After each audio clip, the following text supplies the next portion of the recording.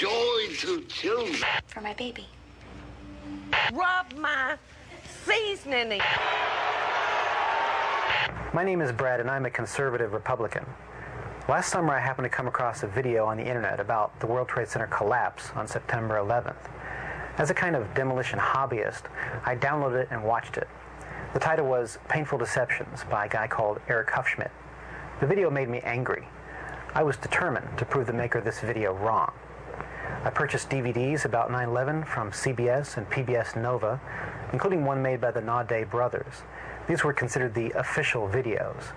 And after watching them carefully and researching thousands of websites and archives on the internet, literally not sleeping for an entire week, I realized that the official story, not Eric Hufschmidt's Painful Deceptions, was unprovable, unsubstantiated, absolutely wrong.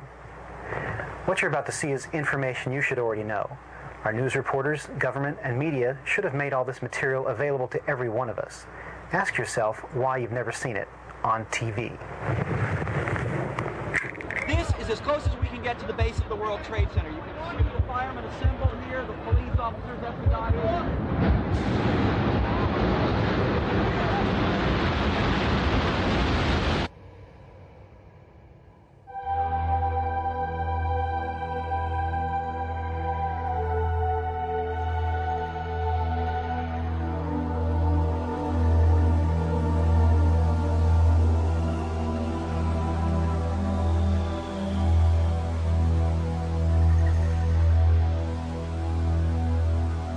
On September 11th, we learned that 4 passenger planes were hijacked and taken radically off course.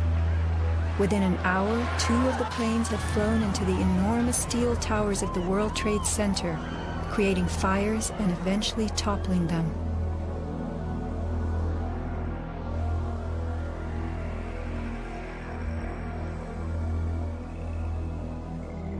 Dazed by the news, the American public soon believed the fires in the towers had burned so hot they caused the steel frames of the buildings to give way.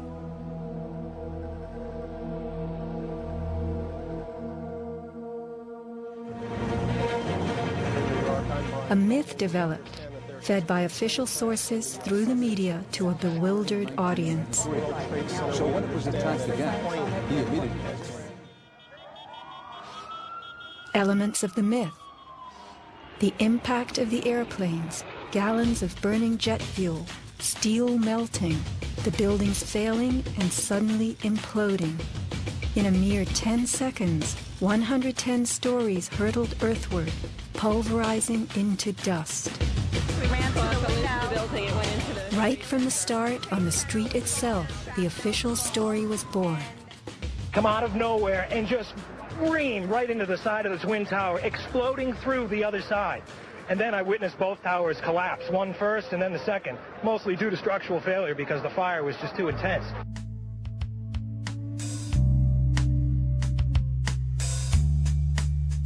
The myth bled into the FEMA report and was echoed by the experts. It was the combination of the impact load doing great damage to the building, followed by the fire, that caused collapse. John Skilling and Les Robertson were the structural engineers who designed the streamlined steel frames of the Twin Towers in the 1960s. Because a wayward Army bomber flew into the Empire State Building in 1945, the towers were built with skyscraper crashes in mind. The airplane we were envisioning was the largest airplane of its time, flying slowly and low, lost in the fog. We designed the buildings to take the impact of the Boeing 707 hitting the building at any location. But the aircraft that hit the towers was a Boeing 767, heavier than a 707, fueled for a transcontinental flight and traveling fast.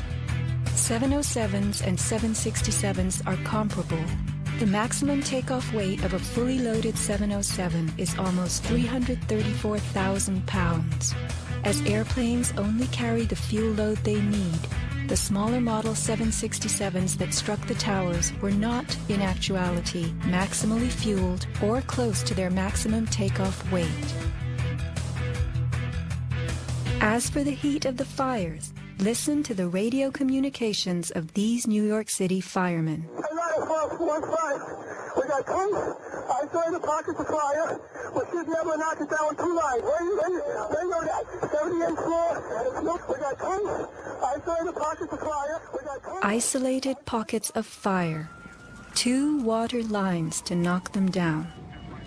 FEMA's executive summary relays that much of the fuel in the planes, jet-grade kerosene, was consumed by the initial fireballs and the following few minutes of fire.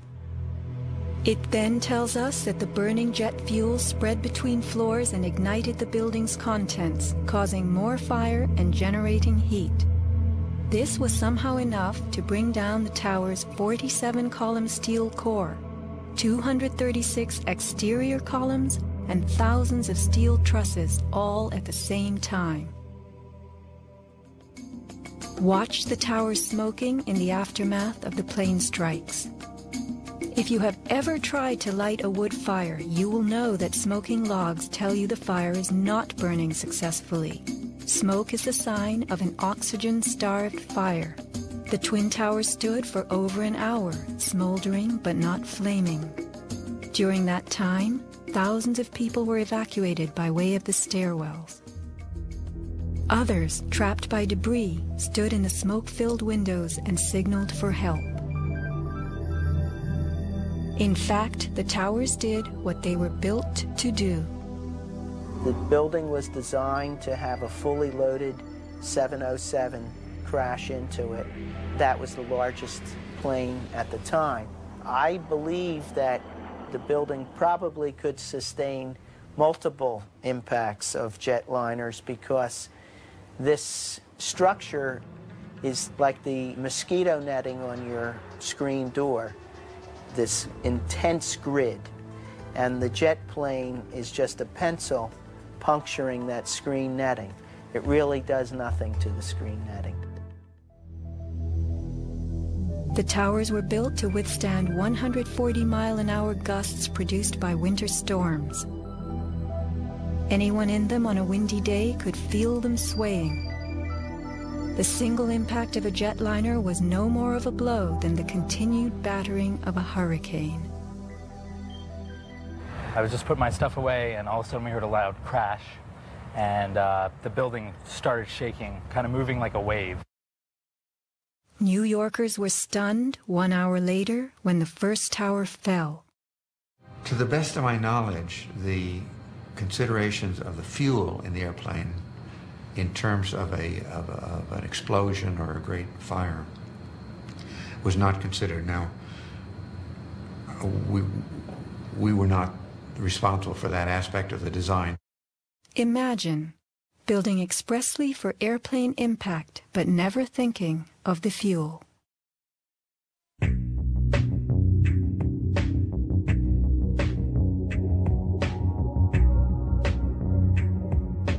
Never before in the history of the world has a steel building collapsed due to fire. I have not seen, until recently, a protected steel structure that has collapsed in a fire.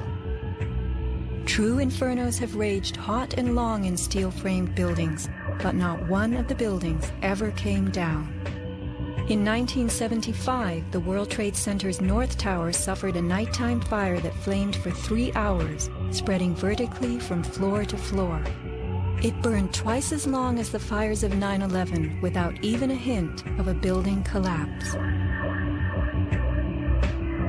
In February 2005, the Windsor Tower in Madrid, a skyscraper undergoing reconstruction, sustained a 20-hour fire. This is what was left, a standing building strong enough to support a crane. Compare a 20-hour inferno to 90 minutes of smoke.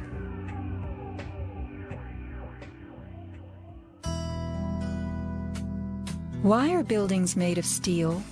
Strong, light, and flexible steel frames offer many advantages over wood and concrete, especially where skyscrapers are concerned. Steel makes big buildings relatively light, with tremendous load-bearing capacity. The upper floors won't crush the floors beneath them, and steel holds up better to weather and fire. Most skyscrapers are built on steel or concrete frames, which is a grid of columns and beams that goes all the way through the building. The World Trade Center was different. It was what engineers call a tube structure. It was a very, very strong mesh of steel that surrounded the exterior. Inside there was the core, a rectangle of 47 columns made of 4-inch thick steel at the base, thinning with increasing height. The cores combined might with ingenuity, anchoring the towers and allowing them to flex. Look at the size of this steel. Solid, prefabricated floor assemblies, welded metal floor pans placed on top of trusses both welded and bolted to the vertical frames.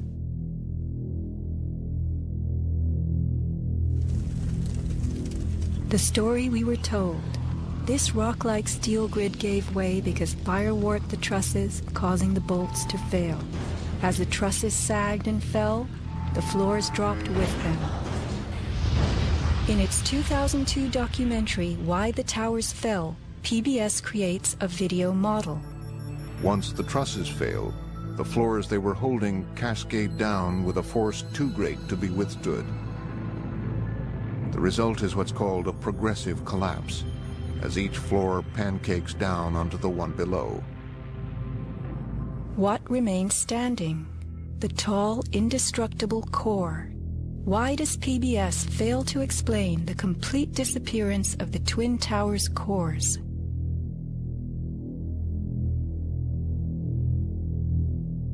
The official story's central thesis is based on heat, temperatures high enough to weaken steel.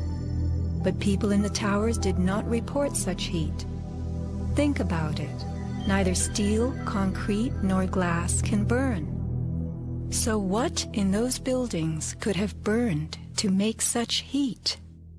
How do these firefighters describe the collapse of the North Tower? We started running. Floor by floor, it started popping out. It was if they had detonated. Yeah, detonated. They were planned to take down a building. Boom, boom, boom, boom, boom, boom, boom, boom. All the way down. I was watching it and running. And others give similar descriptions. At 10:30, I tried to leave the building, but as soon as I got outside, I heard a second explosion and another rumble and more smoke and more dust. And then a fire marshal came in and said we had to leave because if there was a third explosion, this building might not last. Like, it sounded like gunfire, you know, bang, bang, bang, bang, bang, and then all of a sudden, 3 big explosions. We started walking down the stairs. We made it to the 8th floor. Big explosion. Blew us back into the 8th floor.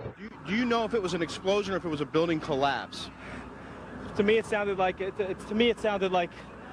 an explosion, but it was a huge explosion. Chief Albert Turry told me that he was here after the events that took place this morning. He tried to get his men out as quickly as he could, but he said that there was another explosion which took place, and then an hour after there was another explosion in one of the towers here. So according to his theory, he thinks that there were actually devices that were planted in the building. Reports of bombs in the buildings, explosions. A CBS reporter to Dan Rather. But I was coming toward the World Trade Center looking for CBS crews and asked a firefighter if he saw any. All of a sudden, there was a roll, an explosion, and we could see coming at us a ball of flame stories high. Listen to the sound of a large explosion right before the South Tower begins to fall. This is as close as we can get to the base of the World Trade Center. You can see the firemen assemble here, the police officers, FBI.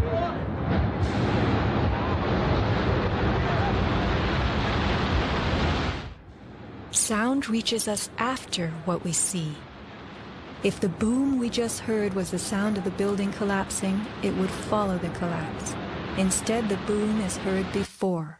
Whoa, whoa, whoa. bring it back.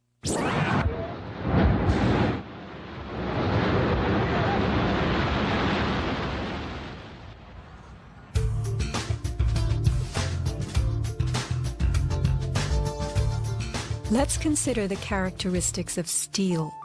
Steel is an alloy of iron containing added carbon for flexibility, workability, and strength. In the days of old, blacksmiths heated iron till it was red and pounded it for hours to form it. Horseshoes, knife blades, and plowshares were typical creations. Steel was introduced in the mid-1800s, and by the end of the century, with the advent of the blast furnace, found widespread commercial use. A blast furnace is known as a controlled environment. High temperatures are reached as oxygen is pumped into a closed space. How and when does steel melt? Steel melts at temperatures of 2750 degrees Fahrenheit and above, attained only in a blast furnace or when a powerful incendiary such as thermite is used.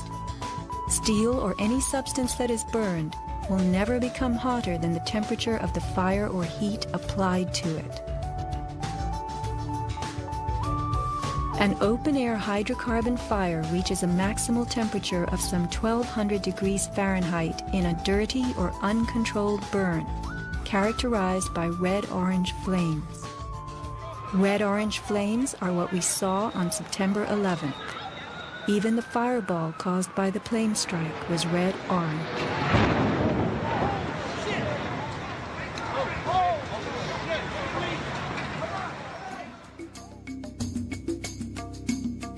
A controlled burn falls between a dirty burn like a fireplace and a controlled environment, the blast furnace. A controlled burn employs a regulated mix of air and fuel, an example being your gas stove or the engine in your car. You can fire up your gas stove all day long, making soup, roasting a duck, or simmering a stew. Made of steel, your stove will not melt, and nor will your pots and pans. This is a kerosene heater designed for use in any ordinary house. The heater runs on jet-grade kerosene contained in this tank. Made of steel, the heater can operate all night and all day. The kerosene fumes ignite and burn inside it, never causing even the smallest part of this heater to weaken or melt. Yet we were led to believe that these tremendous buildings, framed in steel and surfaced in aluminum, totally collapsed from small scattered fires and 90 minutes of smoke. Take note of these hurtling beams, thrown laterally outward as the tower comes to earth. Would fire have the strength to eject such huge hunks of metal? MIT engineering professor Thomas Eager's 2001 paper is officially considered the academic standard for explaining the World Trade Center collapses. In it, he tells us that steel loses half its strength at 650 degrees Celsius, and that the fires that day did not get much hotter than this. He stresses, however, that the fires did not burn evenly. It was the uneven temperatures that caused the steel to deform and some of the floors to fail. These falling floors brought down the whole building.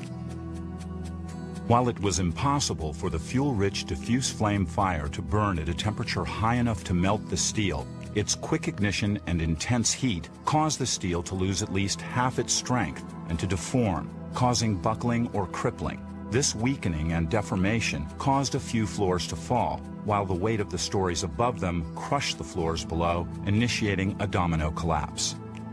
In plain language, straight from MIT.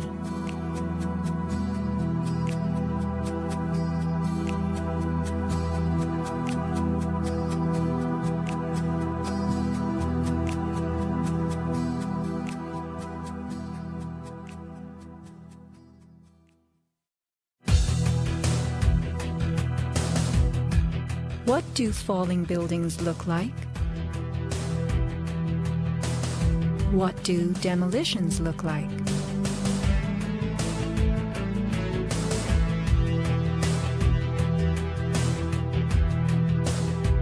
We are seeing typical implosions, characterized by gutting a building's base and then pulling it into itself. Computer-controlled sequencing fires the explosives in a rapid wave. Notice the jets of shooting concrete, the flashes, the pops, the caving of the buildings as they fall into their footprint, the tremendous, billowing clouds of dust.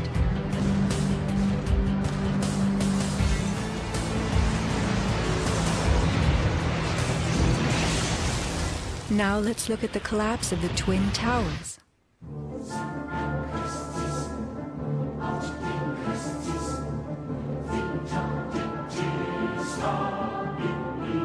We are seeing explosions rather than implosions, a first in demolition history. A sequenced rumble becomes a roar as debris is thrown outward. The damage is not contained. Even the windows are blown from neighborhood buildings. What kind of energy enabled this?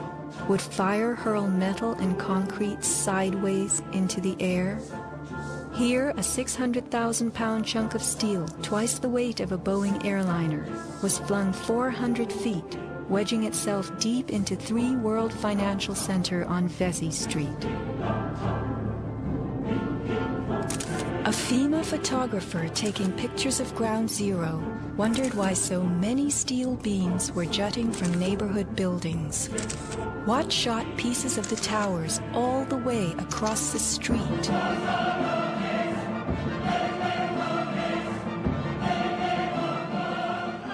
In April 2006, New Yorkers were distressed to learn that bone fragments, human remains from 9/11, had been found on the roof of the nearby Deutsche Bank building. And how, in God's name, did those fragments get there? It surprised me that there was still bone fragments or human remains that had not been discovered. How is it possible that after 5 years they're finally looking on the rooftops of the Deutsche building? I mean, that's crazy. And bone fragments less than a centimeter long.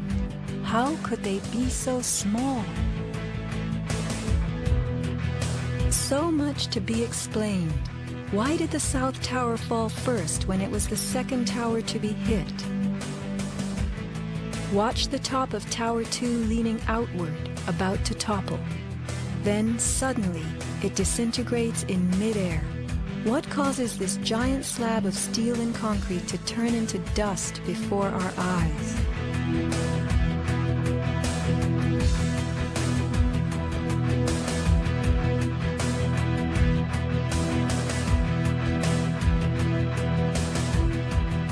Watch both buildings collapsing straight down, directly into the path of most resistance, which is all the floors and all the mass of the building itself.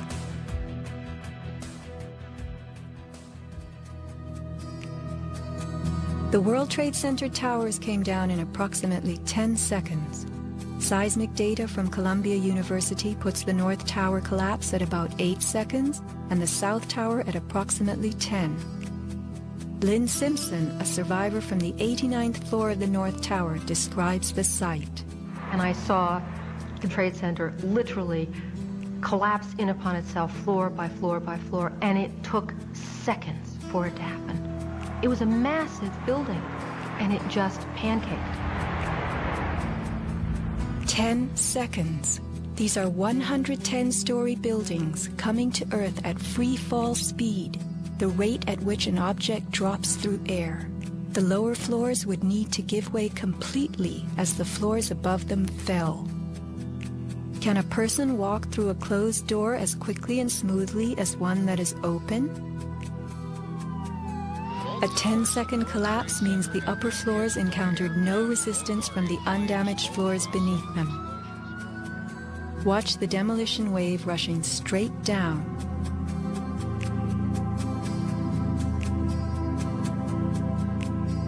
Here the South Tower is half its original height, but wreckage from the upper collapse has not yet fallen this far.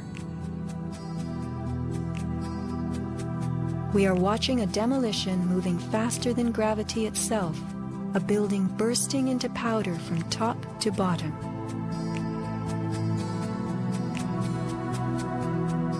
Here, the core of the North Tower finally gives up. 700 remaining feet of giant steel columns, among the strongest ever erected.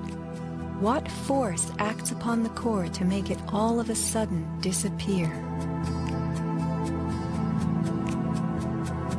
Eric Hufschmid, author of the book Painful Questions, is a metal-cutting software engineer. The floors of the World Trade Center towers were on three-dimensional mesh of steel beams. You have to keep in mind now the floor is about an acre in size. There are thousands of joints all over it. In order for the floor to fall down, thousands of joints would have to break simultaneously.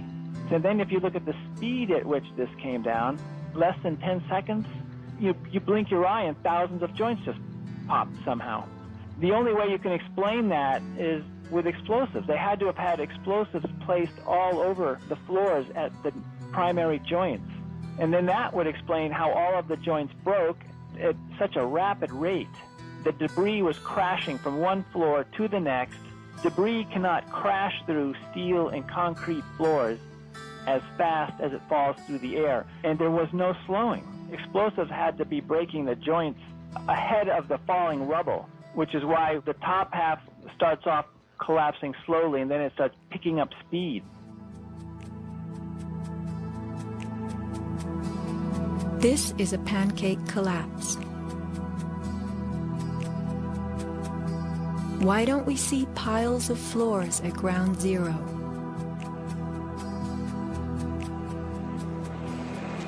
And paper blown everywhere. Wouldn't a pancake collapse have trapped the contents inside? What blew this paper all over New York? If you were to drop a billiard ball from the top of the Twin Towers, it would hit the ground in just over 9 seconds, the average time it took for the towers to fall.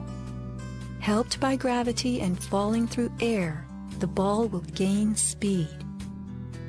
The calculation for a pure pancake collapse of 110 stories, with each floor pulverizing to get out of the way, is 96 seconds.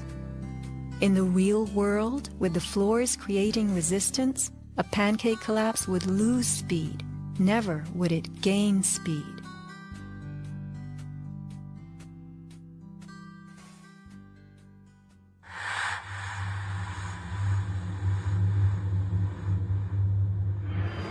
The airplane struck the towers high above the ground. But down in the lobby of the North Tower, marble facing flew off the walls, the windows shattered, all the glass blown out. Right away, a guy from the Port Authority told him the damage was somewhere above the 78th floor. But all you had to do was look around. It was obvious. Something had happened right there in the lobby. You just saw that all the windows were blown out. The lobby looked like the plane hit the lobby. Like the plane hit the lobby. What caused so much wreckage in the lobby? William Rodriguez, a maintenance employee at the World Trade Center and the last human being to exit the towers alive, describes a giant blast below his building. And all of a sudden, we heard an explosion. It was a huge explosion that came from under my feet, meaning that it came from the sub-levels between B2 and B3. And then there was a huge explosion at the top of the building. You could hear the difference from the bottom and all the way through the top. The one from the top, which was actually seconds after, was heard very far away. The one at the basement was pretty loud, and you felt your actual feet moving with the floor. The tremor that is sent through the floors, that the walls cracked and the false ceiling totally collapsed. And that's when a person named Felipe David came running into our office saying, "Explosion, explosion, explosion." And when I saw him, he has all his skin pulled from under his armpits and missing pieces on his face. An explosion deep down in the tower before the plane crash 95 floors above. Others lived to report enormous explosions below the towers. Construction worker Philip Morelli was in North Tower's sub-basement 4 at the time of the first plane strike. I go downstairs. The foreman tells me to go to remove the containers. As I'm walking by the main freight car of the building in the corridor, that's when I got blown. I mean, the impact of the explosion, of whatever happened, it threw me to the floor, and that's when everything started happening. Blown to the floor. Let's hear what happened next.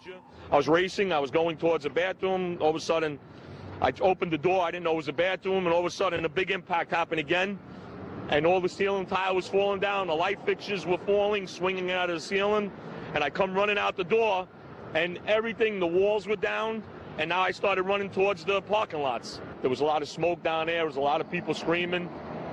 People came with us running up the ramps. Philip then ran underground to the South Tower. You know, you got to go clear across the whole from 1 to 2 World Trade Center. You know what I mean? That's the way you got to run. And then all of a sudden, it happened all over again. Something else hit us to the floor. Right in the basement, you felt it. Walls were caving in. Everything that was going on. I mean, I know of people that got killed in the basement. I know of people that got broken legs in the basement. People that got reconstructive surgery because the walls hit them in the face. Engineer Mike Pecoraro in the 6th sub-basement found the parking garage and machine shop reduced to rubble.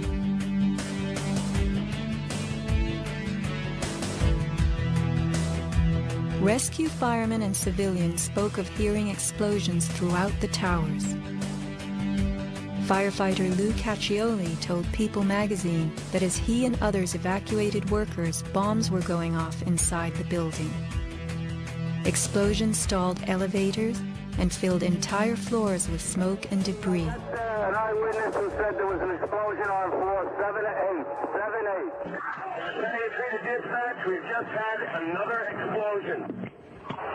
Warren Street because of the secondary explosion. We've got numerous people covered with dust from the secondary explosion. And we got another explosion on the tower, 1013. 1013 down 2 has had a major explosion and what appears to be a complete collapse surrounding the entire area.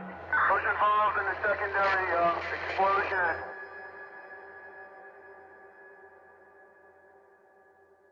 William Rodriguez, helping the firefighters, reports blasts within the North Tower well before it fell. As I went up, I remember listening to small explosions on the upper floors, and these small explosions were not coming from the area of the impact. It was coming from lower floors. And when the second plane hit the South Tower, we heard boom. When we heard boom, inside our building, the North Tower, we heard pa pa pa pa pa pa pa pa. And on the security radio, we heard, we lost 65, meaning the 65th floor collapsed. And as we went down the stairwells, you could hear the actual collapsing inside the buildings. You heard rumble, you heard the cracking of the walls, I mean, pieces falling right next to us of the actual building.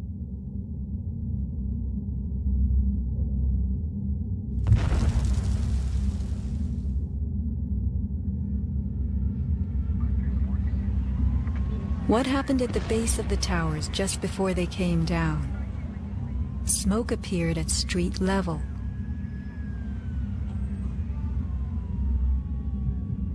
This video was shot from New Jersey. An explosion is heard as white smoke rises at the base of the building. Now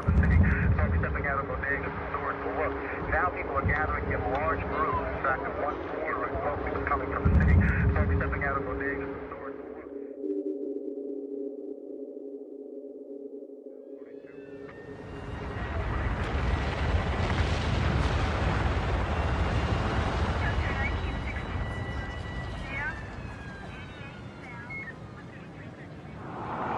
Watch the camera shake on its tripod as a large energy source rocks the ground. 9 seconds later, the North Tower falls. I heard like an explosion and then a cracking type of noise. And then it sounded like a freight train, rumbling and picking up speed. I looked up and I saw it coming down. As I came out of the North Tower, everything started trembling under my feet like an earthquake. The only thing I saw was a fire truck. I ran towards the fire truck and slid right under, when the building started to collapse right on top of the fire truck.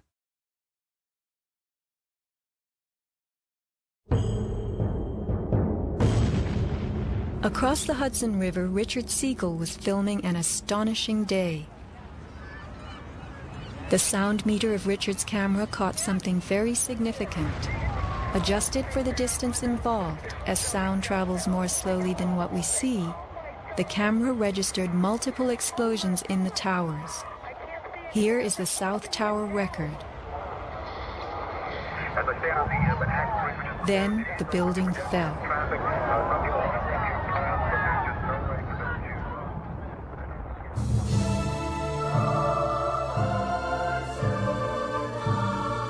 Let's look carefully at the collapse itself. Notice the puffs of concrete issuing from the sides of the building well ahead of the collapse wave. Called squibs in demolition language, these are actual explosives, charges firing visibly through the exterior as gravity pulls the building down.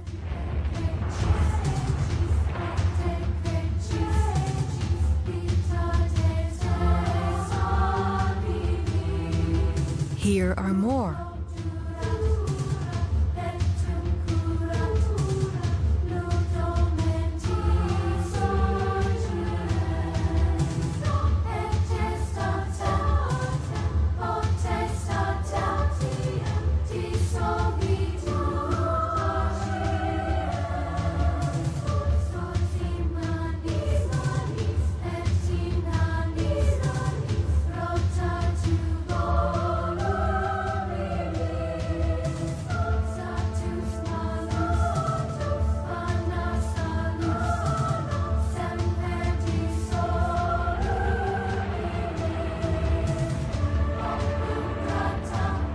Shattering from the top, engulfed by banana peel plumes, these were no ordinary implosions.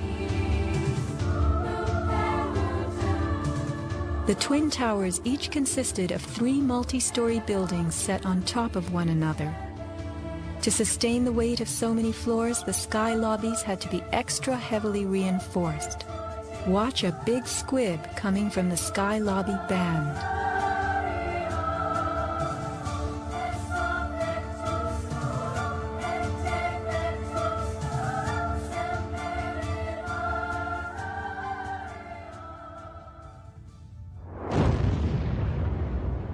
A powerful blast produces what is called a shock wave. Explosions generate extremely high compressional waves that exceed the limits of surrounding air and space, creating a violent force. When the debris started coming down, I was right in the shadow of the South Tower. I was less than 100 yards away. Everybody saw the video over and over again of that cloud chasing people down the street. It was like a tornado. It was like being hit by a wave at the beach, but the wave was intense, it was hot, it was noisy. It was like getting hit in the back by gravel, rocks, like somebody had picked up handfuls of rocks and was just throwing them at you. And the noise kept coming and coming, and one second I was running, and the next second I was flying. I was just, I had no control over my feet, no choice as to what direction I was going. I was in the air, and it seemed like I was being followed by this tornado of darkness. The South Tower fell first. This is the shockwave blast as it rocks the tower next door.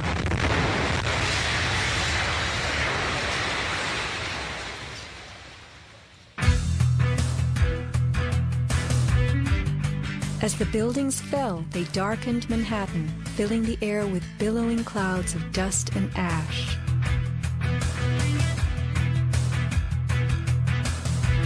What produces these huge, scudding, cauliflower-like masses of slowly moving dust?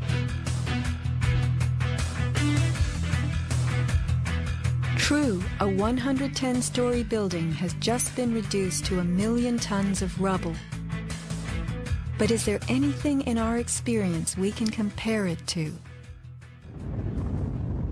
A volcano.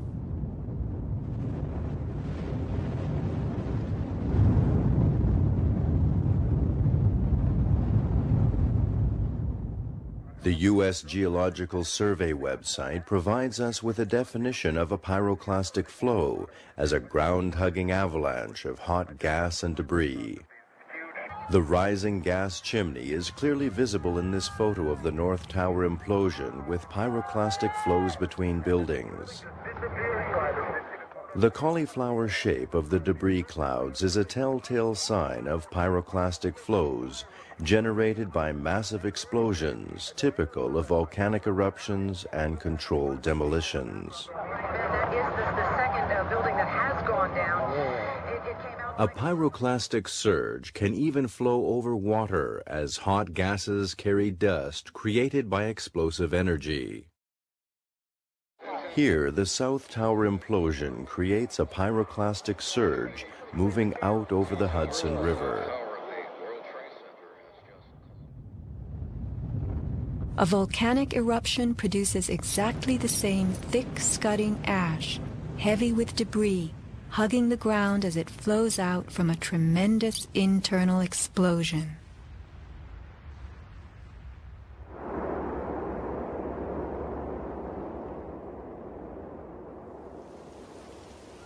On the southern tip of Manhattan, surrounded by water, huge retaining walls were built below the World Trade Center to hold back the ocean and Hudson River. The bathtub, as it was called, held 7 levels of parking garages, maintenance rooms, and the New Jersey Path train station. After September 11th, the 3-foot-thick slurry walls were found to have shifted up to 18 inches inward. These walls are coming in. These walls hold back the river. So if these walls cave in, this place is going to get flooded out by the river. Let's think about this. A pancake collapse should have left the foundations in place. They had always borne the weight of 110 floors, but something happened in the sub-basements to disrupt them. All the collapse had gone down to track level, so we had 60, 70 feet of wall, totally unsupported. What kind of force could have dislodged so many stories deep underground?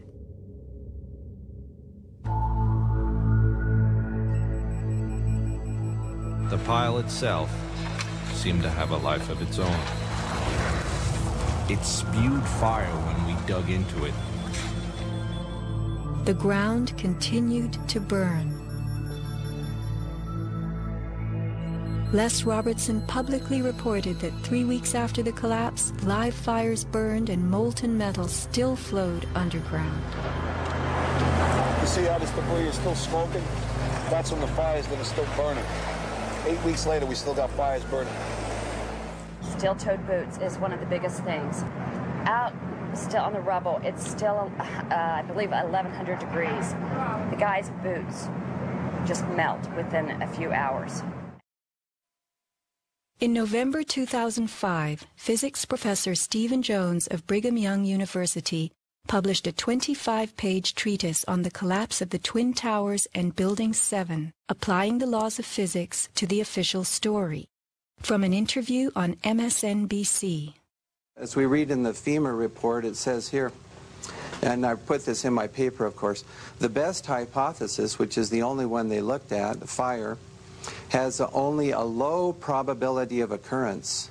Further investigation, analyses are needed to resolve this issue, and Professor, I agree with that. I am sorry that we are out of time, and I'm not sure that... Whoa. One other thing I want to mention about... Okay, if you can hit it, okay, with it quickly. all right. Okay, here we go. Molten metal in the basements of all 3 buildings. Right. And yet all scientists now reasonably agree that the fires were not sufficiently hot to melt the steel. So what is this molten metal? It's a direct evidence for the use of high-temperature explosives such as thermite. Thermite produces molten iron as an end product. Okay. We appreciate your coming on, even if I don't understand your theories. We appreciate you trying to explain them. Thanks. Professor Jones barely got in his mention of thermite. An incendiary used by the military, thermite is a compound of iron oxide and aluminum, which when ignited sustains an extreme heat reaction, creating molten iron. In just 2 seconds, thermite can reach temperatures over 4,500 degrees Fahrenheit, quite enough to liquefy steel. This is thermite melting the engine of a car. We know that open-air fires cannot burn hot enough to melt steel, but metal had melted at the base of the towers. The second product of a thermite reaction is aluminum oxide, visible as white smoke.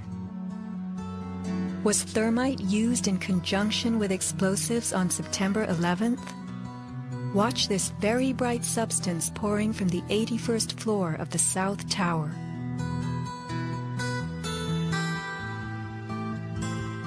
And white smoke appeared at the base of the building. Would this be aluminum oxide, the byproduct of a thermite reaction? Appendix C of the FEMA report describes sulfur residues on the World Trade Center steel. The New York Times called this the deepest mystery of all.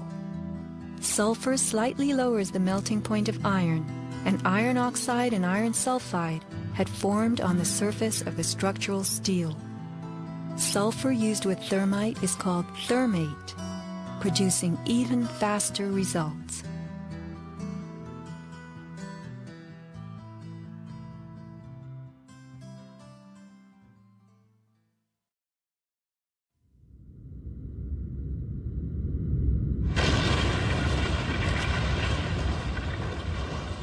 Let's look at what happens in the demolition industry. Taking down large structures requires preparation. Powerful explosives and heavy equipment are used in advance to weaken the foundation and bottom sections of a building before additional explosives and gravity bring the rest of it down.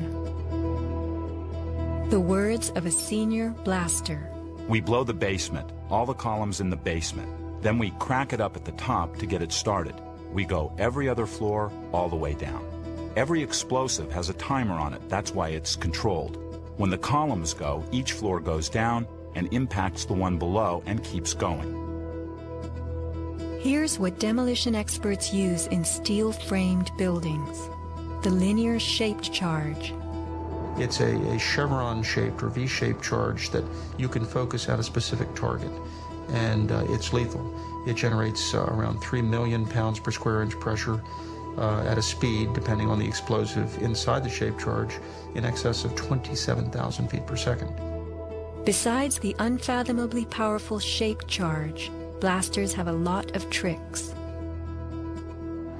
There are over 1,000 different types of explosive. Different because they detonate at varying speeds.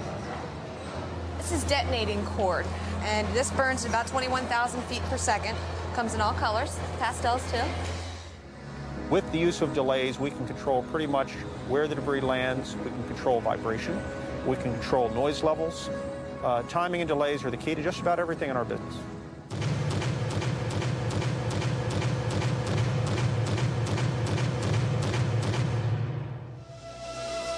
And what is the result? The thing that pleases me is the fragmentation and the control. I wanted to take a building and break it up into millions of pieces and put it in this basement as artfully as we do it. And it works just like clockwork. So we've got it all down to a science. It gives me goosebumps to talk about it.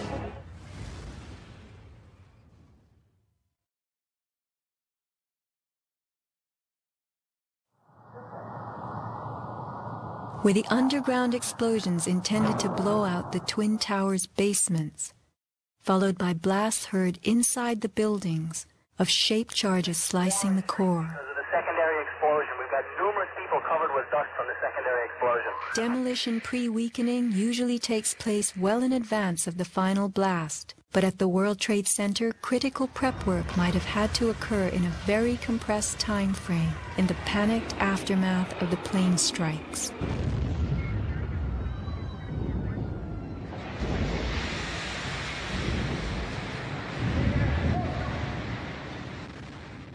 These core columns were discovered after the collapse. The angled cut occurs in exactly the manner that shaped charges slice through steel beams to control the way they fall. Notice the hardened, once liquid metal. Was thermite used with the shaped charge? The job of the shaped charge is to cut steel H-beams. The way we do this is by cutting the beam at an angle which through a series of beams cut at the same angle will tend to make the building shift over and walk. Let's look at the rubble of two 110-story buildings brought to the ground. In a 7-story crater lie nearly 2 million tons of debris. Had the basements not been blown out, where would 2 million tons have gone? Heaped on the ground, ready to slide and spill? The art of controlled demolition.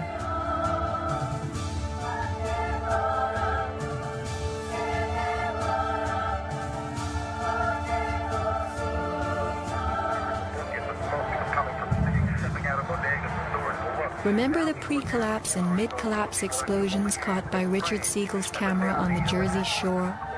Were these the blasts that took out the core and upper basements?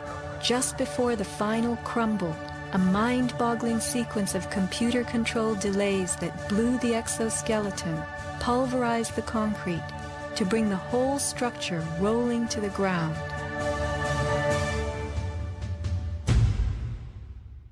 Was this the story of that day? Inside our building, the North Tower, we heard pa pa pa pa pa pa pa pa pa. And on the smoke was coming from the city. Smoke stepping out of bodegas and stores for work.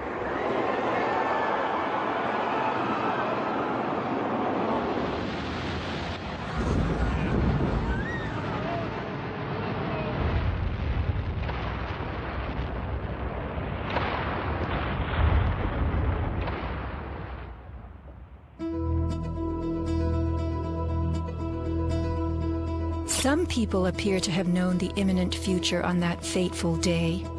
FEMA had arrived in New York on Monday night, ready for a bioterror drill. Spokesman Tom Kenny to Dan Rather. To be honest with you, we arrived on late Monday night and went into action on Tuesday morning. And not until today did we get a full opportunity to work the entire site other than the spot at Church and Day to which we were deployed. And Rudy Giuliani, mayor of New York, tells ABC's Peter Jennings that he was aware the towers would be coming down. What is going on now is a massive rescue effort. Do you believe it's hundreds or thousands? I really don't want to say right now, Peter. I think it's going to be a horrible number. I saw people jumping out of the World Trade Center. I saw some of the firefighters who I know going into the building. And we were in a building in which we were trapped for about 10, 15 minutes. And we set up headquarters at 75 Barclay Street, which was right there with the police commissioner, the fire commissioner, the head of emergency management. And we were operating out of there when we were told that the World Trade Center was going to collapse. The World Trade Center was going to collapse. It was going to collapse. It was going to collapse. Similarly, Larry Silverstein, new leaseholder of the World Trade Center, regretfully declared that a decision was made to pull Building 7 by the end of the day, the last structure added to the World Trade Center complex. Let's hear Mr. Silverstein's actual words, delivered for our benefit in the 2002 PBS documentary America Rebuilds. I remember getting a call from the fire department commander telling me that they were not sure they were going to be able to contain the fire. And I said, we've had such terrible loss of life. Maybe the smartest thing to do is pull it. And they made that decision to pull. And then we watched the building collapse.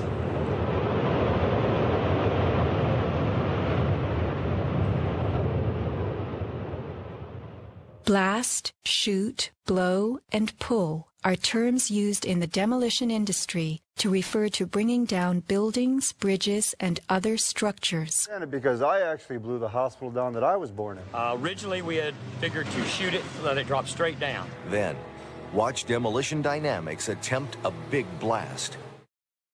And from Ground Zero's own post-disaster wrecking crew. By mid-December, the Department of Design and Construction had leveled World Trade Center buildings 4 and 5. Hello? Oh, we're getting ready to pull Building 6.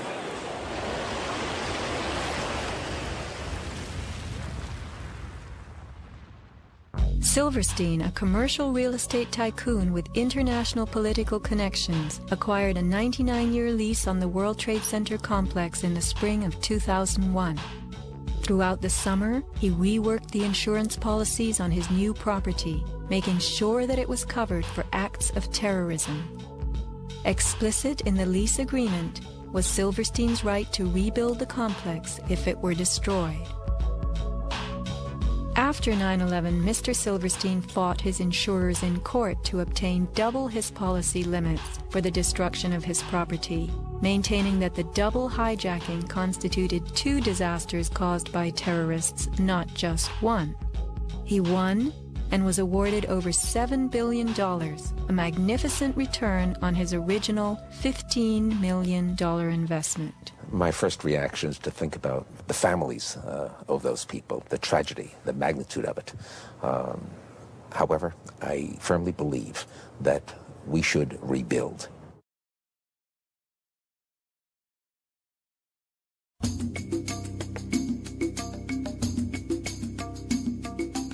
Just in the last few seconds, another building, building number 7, one of the buildings in support of the World Trade Center towers, has collapsed.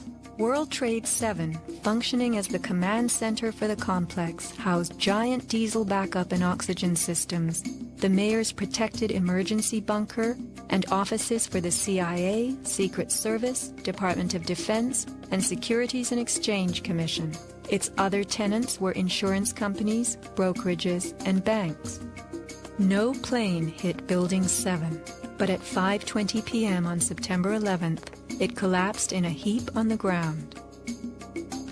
Some damage to Building 7 is said to have been caused by debris from Tower 1.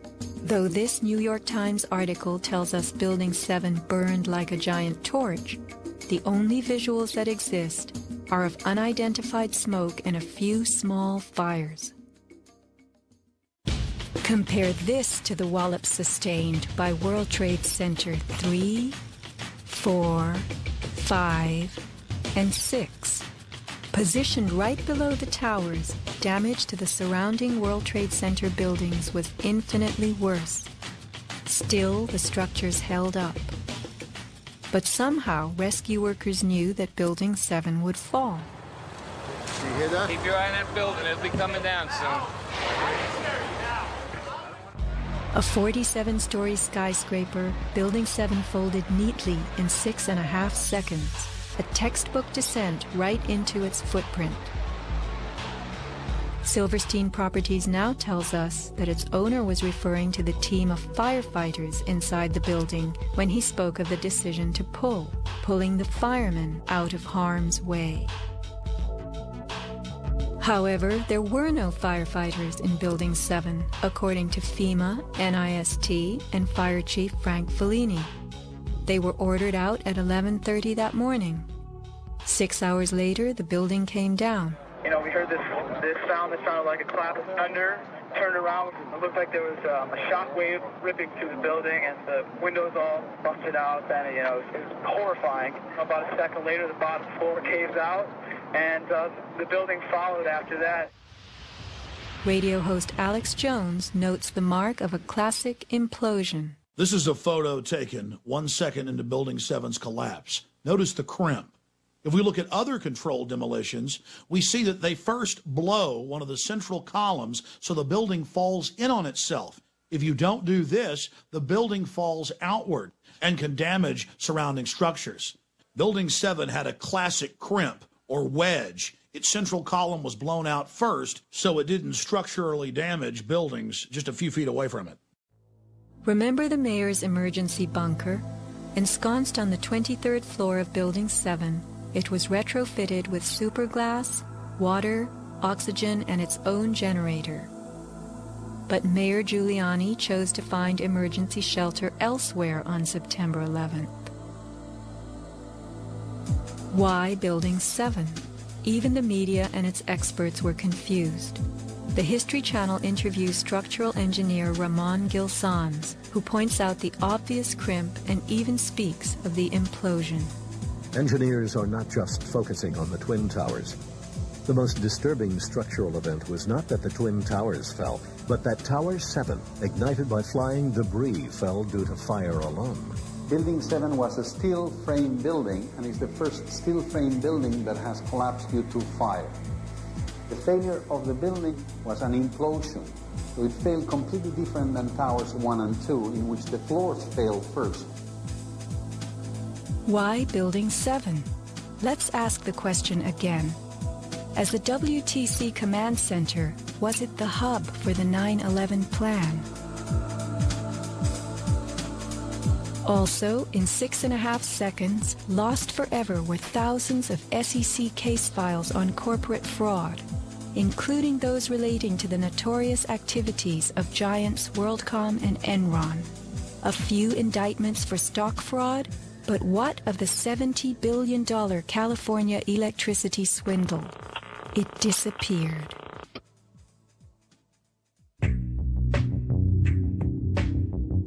No one died in the collapse of Building 7.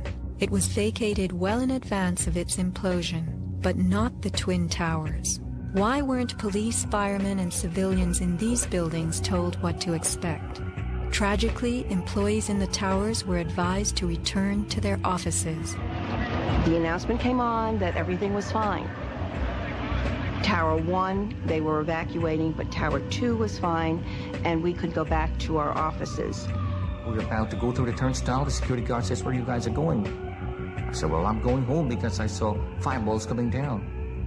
He said, "No, your building is safe. It's secured. It is safer to stay in your building. Go back to your office." Stanley Prayamnath returned to the 81st floor. Then, I just happened to raise my head looking straight towards the Statue of Liberty, and what I saw was a giant airplane coming straight towards me.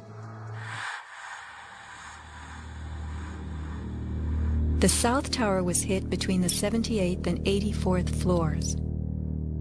Trapped on the 81st floor by crushing debris, Stanley was rescued by Brian Clark.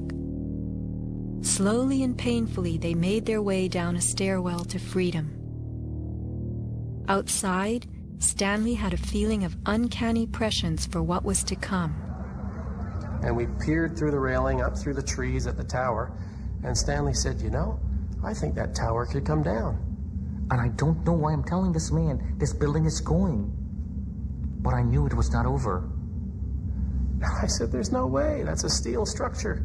That's just draperies and carpets and furniture burning. You know, there's no way." And I didn't finish my sentence when the tower started to slide. And I can still remember hearing, first of all, this boom, boom, boom explosions.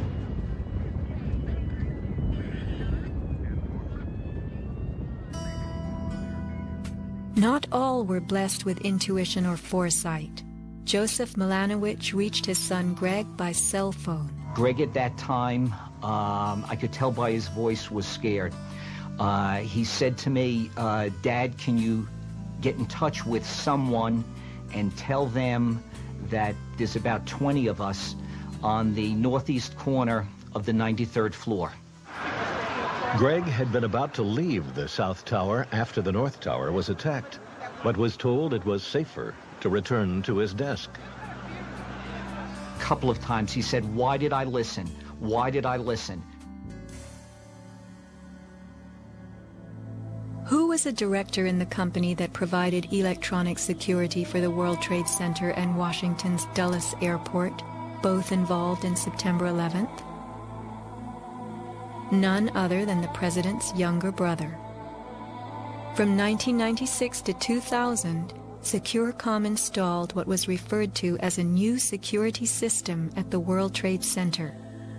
Wirt D. Walker III, a cousin of the Bush brothers, was CEO of SecureCom from 1999 until 2002. Interestingly, these facts have not been made public. Was it only a security system that was added during those years, or was it also the wiring for a long-awaited plan? Scott Forbes, an IT specialist in a firm that had leased space in the South Tower since its erection, reported an unprecedented power down in his building for almost the whole weekend prior to 9/11. We were notified 3 weeks in advance of the power down by the Port Authority. That was relatively short notice to plan to shut down all of our banking systems. It was a big deal. It was unprecedented. We had a data center on the 97th floor, so our originating servers were all there. During that weekend, the power down meant that there was no security. The doors were all open, basically. And also the security video cameras were all off. But there were guys in overalls carrying huge toolboxes and reels of cables walking around the building on that weekend. Employees were notified that internet cables were being upgraded. But who were the strange workmen, and what were they really doing? All the power was shut down. If there was a power down, that meant that everything was gone in terms of security, in terms of access to the building, so anybody could have gone there and do any kind of setup. Having worked overtime to get his company's servers back up, Scott took the day off on September 11th.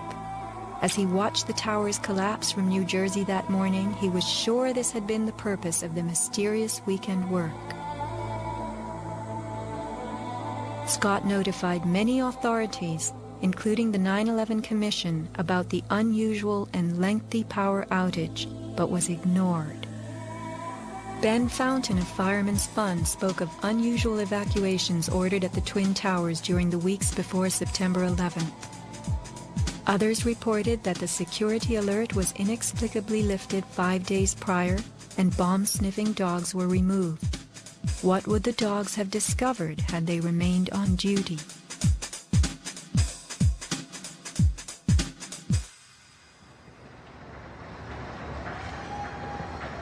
Not long after the disaster, Lower Manhattan saw banners like this one. Although they were idolized as cathedral-like symbols of power and triumph that pierced the New York skyline, the Twin Towers were big money losers for the Port Authority of New York. They cost millions a year to equip with the basics: electricity, water, heat, air conditioning, sewage, and even oxygen, being airtight. As modern communications connected traders from all corners of the globe, tenancy in the Twin Towers continued to drop. The towers presented another problem. Decades ago, their steel beams had been sprayed with fireproof asbestos, a cancer-causing material banned from use in building in the mid-1980s. Although the World Trade Center complex was given several waivers, it was expected to clean up its act. But to remove the asbestos from every supporting beam in the Twin Towers would have been almost undoable. Quotes for this cleanup ran over $1 billion, and no insurance company was willing to bear the cost. An urban renewal project of unfathomable proportions. Given the tower's issues and problems, September 11th proved an unexpected bonanza. The Trade Center was built in the 1960s to revive a rundown area of New York, and 40 years later, urban renewal could again take place. 2 white elephants were removed, and a brand new complex is in the works. The full height of the new Freedom Tower will soar to 1,776 feet.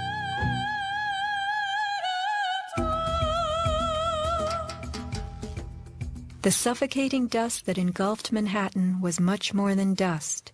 It was pulverized concrete, glass, metals, containing lead, mercury, dioxins, benzene, and of course asbestos. None of that was healthy for any living thing. Today, thousands of rescue workers have developed lung cancer and serious permanent health conditions. And the rescue dogs continue to die.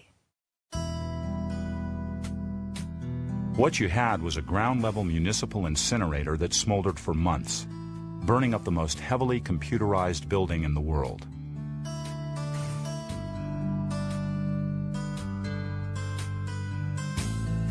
Patients have had black paste coming out of their pores. They have reported bowel movements that are blue or green and have smelled like smoke, despite the fact that they have not been at a fire scene for months.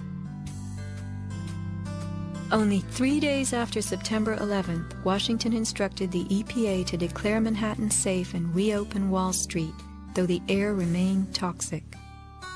A federal judge is blasting the former head of the Environmental Protection Agency for telling New Yorkers it was safe to return to their homes and offices near Ground Zero soon after the 9/11 attacks. The judge called Christine Todd Whitman's actions, quote, conscience shocking, and refused to grant her immunity. It was documented that the White House ordered EPA to tell these lies, to downplay the seriousness of the environmental hazards. In addition, 9/11 first responders who have fallen ill and applied for aid have been denied.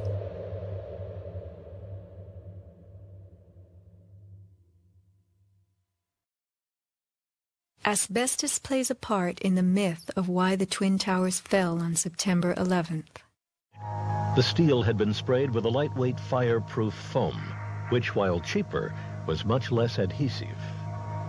The New York Times has reported that the foam fell off easily, and the Port Authority had been fixing and replacing missing sections in the months before September 11th. But even if the fireproofing had been perfectly applied, the impact of the plane crashing into the North Tower was so powerful, it simply blew most of it off, allowing the fire to attack the steel beneath. Once the planes hit, whatever condition it was in before the fact, made no difference because an impact would knock it off and the fire would have devastating effects on the steel. One good smack from a jet plane and the puffs of asbestos are all blown off the steel. Would a few hundred doors slamming do the same thing? Here, the History Channel tells us how, due to poor fireproofing, flames swept through the pockets between floors. As much of the fireproofing had been dislodged on impact, the flames were attacking unprotected steel. When steel is not protected, the strength reduces very fast. When you get to about 1100 degrees Fahrenheit, you lose about half the strength of the steel. The fire inside the towers may have reached temperatures of 2,500 degrees Fahrenheit. The New York Times has reported what happened to those steel floor trusses then. The steel did heat up and it became softer and softer, almost like licorice. And eventually, all the steel had been weakened in this zone. 40 years ago, the steel used to build the World Trade Center was certified by Underwriters Laboratories, a global product compliance and public safety guardian. Let's hear a lone voice that spoke out from this enormous company. My name is Kevin Ryan, and I'm formerly a manager at Underwriters Laboratories. I was fired from my job 5 days after sending a letter to a government scientist at the NIST, questioning the report that the NIST had recently released in October of 2004. I wrote this letter because I had serious questions about what I saw in the report. Those questions went back to September of 2001 when UL's CEO came to our location in South Bend. He told our entire staff that the World Trade Center steel had been certified by UL, and he said that we should be proud of how long the buildings had stood. Over the next 2 years, I did some research and found some very disturbing facts, including that the steel had been disposed of in an unprecedented manner. Once I discovered those facts, I sent a written question to UL CEO asking him about these things and what he was doing to protect our reputation as a company. He replied in writing to me that UL did, in fact, test the steel. He talked about the quality of the sample and how well it had performed in the tests. And he said that our company had tested the steel and that it had done beautifully. After that, he asked me to be patient and wait for the NIST report because UL was working closely with them. I saw this report in October of 2004, and in November, I sent my letter to NIST asking for clarification. I felt it was an obligation on my part to ask the questions, since no one else seemed to care to. After the 1993 bombing, the fireproofing in both buildings was updated considerably. But when you look at the NIST report, you don't see any testing that showed that a 767 would widely dislodge the fireproofing under any impact, let alone so far from the point of impact. So now we've been left with a new theory that is not really a theory at all, but only a collection of vague statements. The NIST report represents what can really only be called anti-science.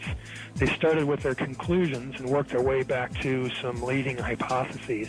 When the results of the physical tests showed that the temperatures were far too low to soften steel, and that the floors could not have collapsed, and that the fireproofing could not have been widely dislodged, the NIST ignored these results and built a black box computer model that no one can argue with and that would spit out the right answers. Today, anyone who's conscious enough to know what's happening in the world knows that most government policy is being driven by this false story. Crack down and punish the perpetrators of this attack. This is being seen on Capitol Hill as another Pearl Harbor, as another Pearl Harbor, as another Pearl Harbor. The steel in dragon-like lengths and contortions spoke for itself. Bent, deformed, without cracks. I found it hard to believe that it actually bent because of the size of it and how there's no cracks in the iron. It bent without almost a single crack in it. It takes thousands of degrees to bend steel like this. Typically you'd have buckling and tearing on the tension side, but there's no buckling at all. There's no buckling at all.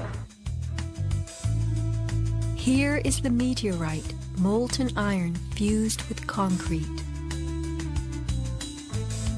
And architects, engineers, people who work with steel, welders have just never seen the level of destruction and the level of deformation of this material in our lives.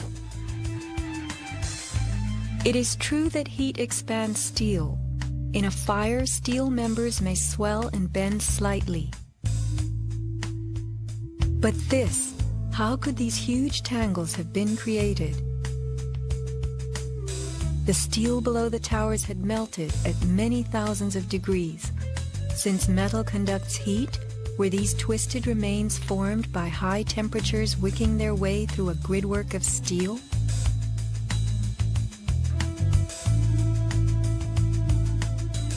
Explosives also deform steel. As they fire, gas pushes outward.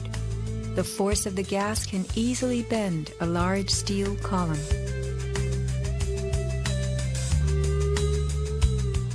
Two kinds of debris, huge shattered columns that could break a truck, combined with matter that was near pulverized. You have two 110-story office buildings.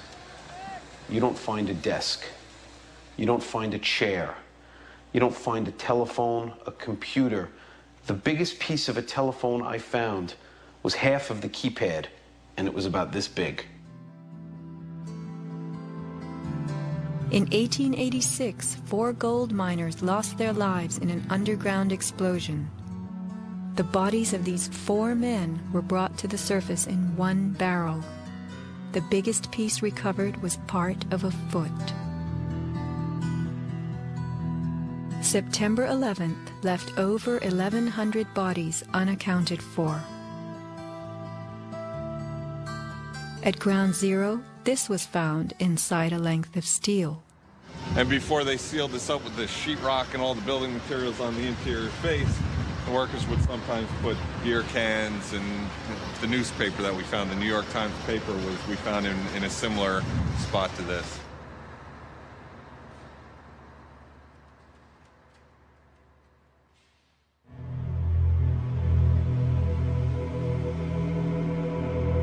Secrets cannot be kept forever. Just as that newspaper from 1969 revealed itself to us decades later, we will someday know the inside of September 11th. The reasons for the staging of such a production go far back into time. Insurance policies covered nearly everything in the World Trade Center that was destroyed. But what if certain commodities could be removed in the nick of time?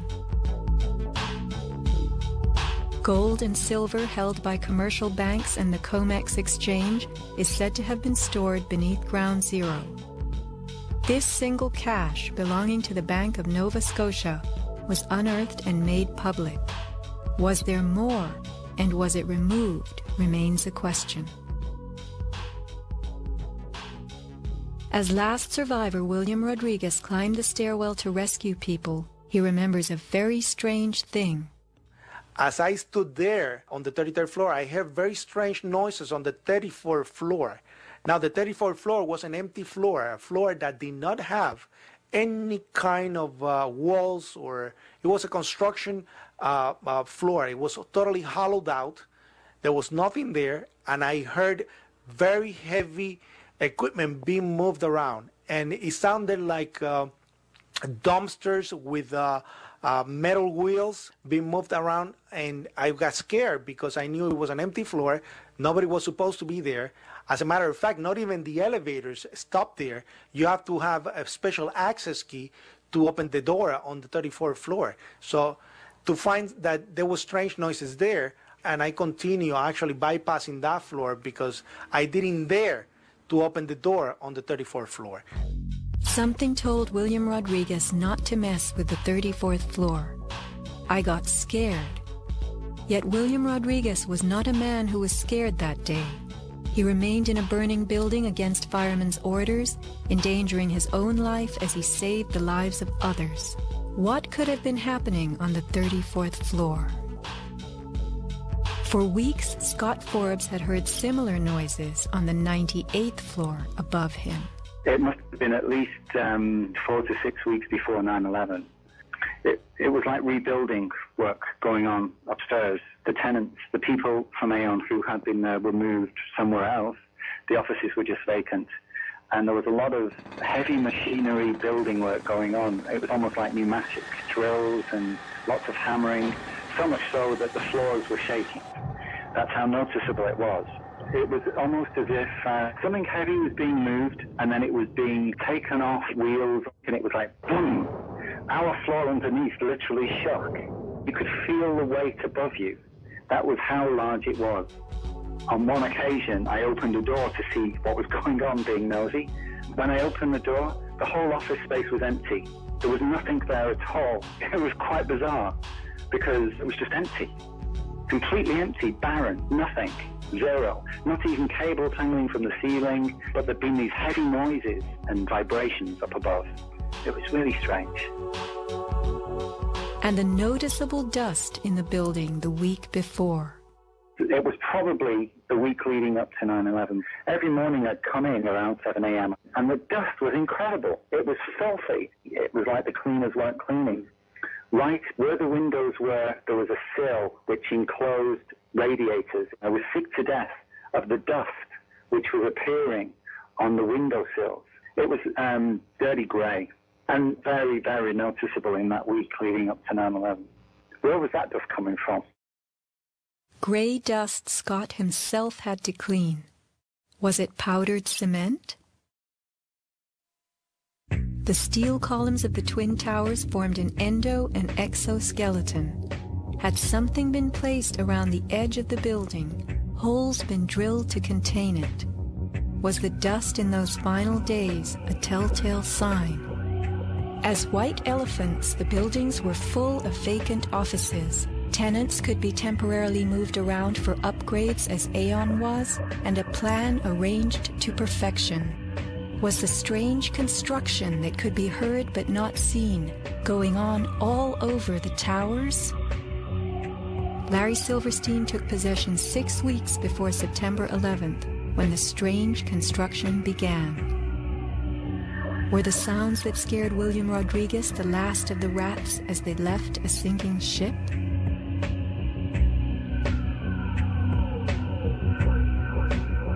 By taking a day off, Scott Forbes saved his life. This woman was not so fortunate.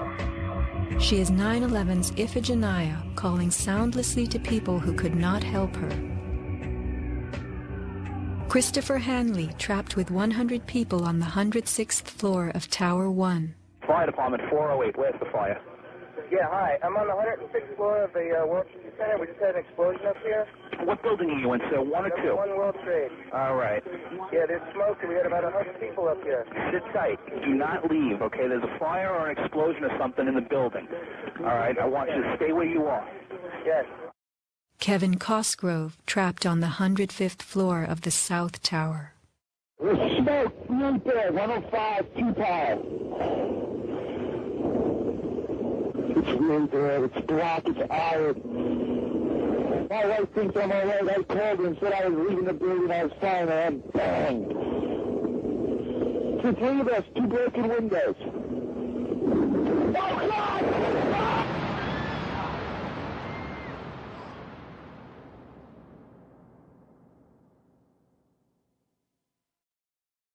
Let's not forget these people whose fate on this day was decided for them. As we know, secrets cannot be kept forever.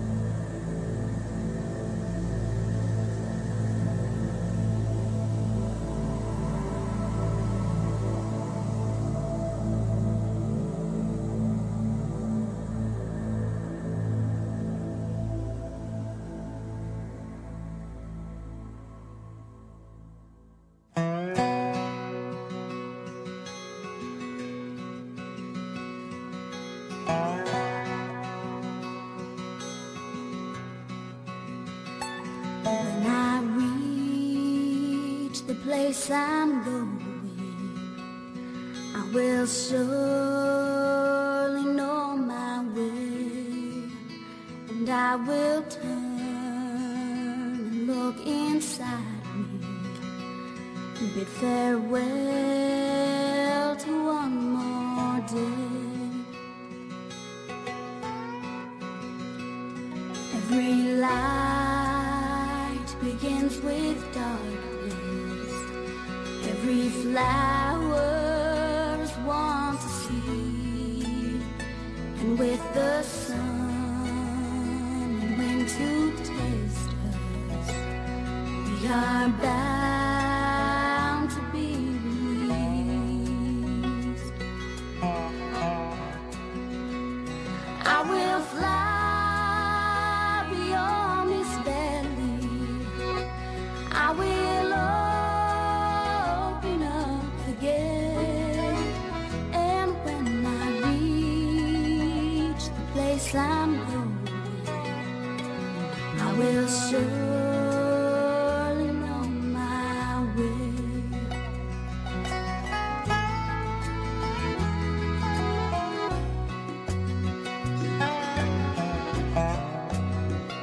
We have hands to hold our sorrow.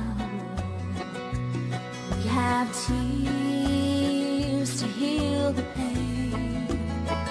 And though your eyes ask many questions, on your lips I hear my name. I was born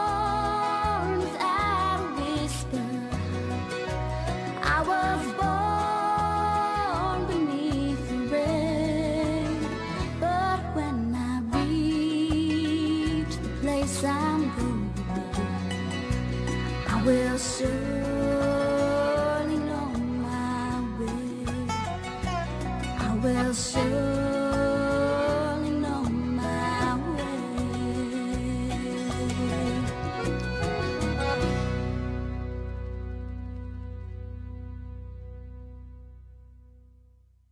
So are you tired of editing? Me? Yes. No. Are you filming me? You are, huh? Mm-hmm.